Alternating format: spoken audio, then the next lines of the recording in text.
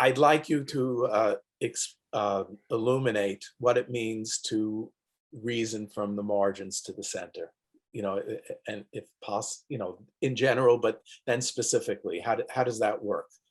Well, you start, when you're reasoning about a political problem, you try to start from the point of view of people who have the least access to power and privilege.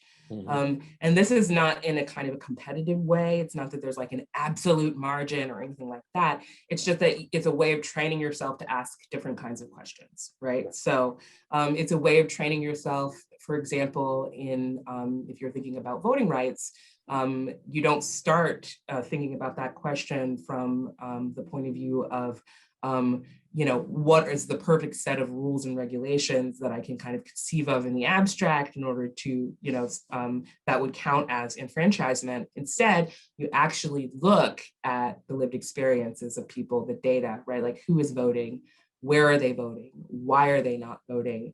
And you reason from that perspective. And when you find the group of people who's voting the least, you don't try to make up reasons for why they're not fitting into the sort of determined structure that you have invented in its sort of perfect symmetry.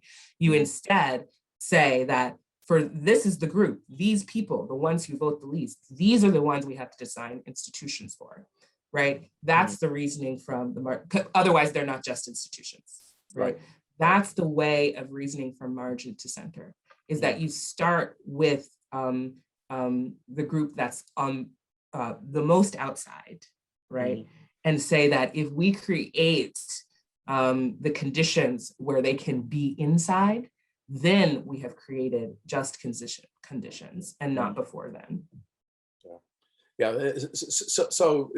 But you don't really need to say absolutely the most marginal. There's no need to actually. I mean, there are a couple of passages in the book where Garza kind of argued that made this kind of argument. You quoted her, and there was this idea that Blacks are the most oppressed.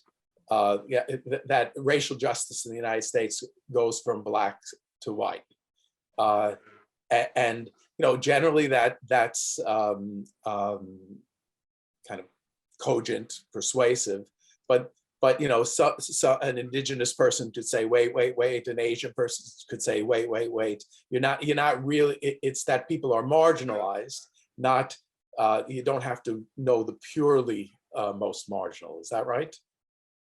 I mean, yes and no. I mean, meaning to say that it depends on your context, right? So I think that,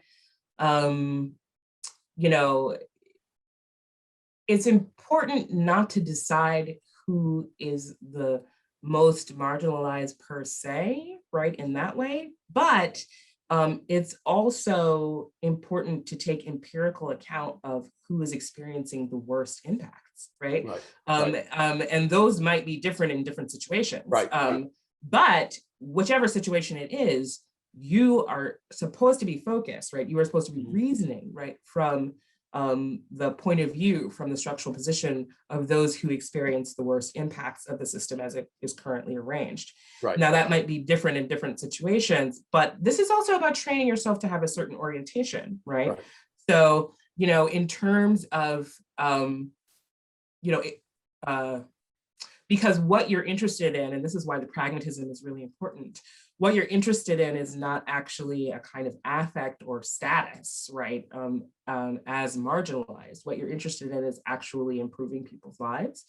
And if you believe, right, that the only way to attain justice is by reasoning from margin to center, then you are actually involved in a, genuine, not perfect, but a genuine inquiry as to, where social impacts fall hardest, where political impacts fall hardest, where economic impacts fall hardest. What are the intersection of politically relevant identities where that is falling hardest? So on some issues, I think in some places, we'll be dealing with indigenous communities.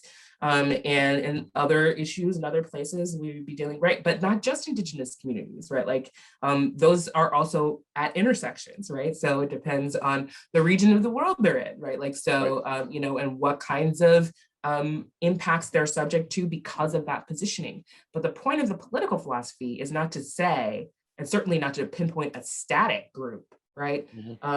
As most marginalized, but it is to reason from greatest pain, right, to greatest power.